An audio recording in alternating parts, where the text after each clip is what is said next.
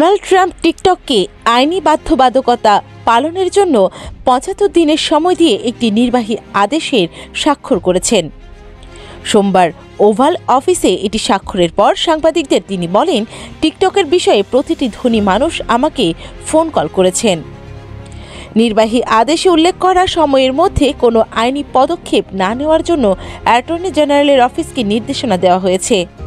এতে বলা হয়, সাময়িক এই পদক্ষেপ আমার প্রশাসনকে টিকটকের প্রতি শ্রদ্ধা রেখেই এটি যথাযথ পদক্ষেপ গ্রহণের সুযোগ এনে দিবে। জো বাইডেন গত বছর টিকটক বিষয়ক একটি আইন স্বাক্ষর করেন। ডোনাল্ড ট্রাম্প বলেন, যে সময় এটি বন্ধ করা হয়েছিল তা দুঃখজনক। যুক্তরাষ্ট্রে শনিবার টিকটক বন্ধ হয়ে গেলেও রোববার আবার তা চালু হয়। স্থানীয় সময় সোমবার ২০ জানুয়ারি দ্বিতীয়বারের মতো যুক্তরাষ্ট্রের প্রেসিডেন্ট হিসেবে শপথ নেন ডোনাল্ড ট্রাম্প।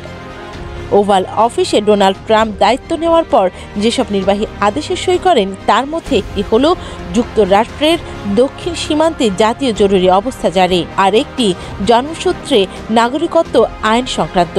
এগুলো সই করার পরে ট্রাম্প বলেন, এটি একটি বিশাল সিদ্ধান্ত। কেউ যুক্তরাষ্ট্রে জন্মগ্রহণ করলে তিনি জন্মসূত্রে দেশটির নাগরিকত্ব পান।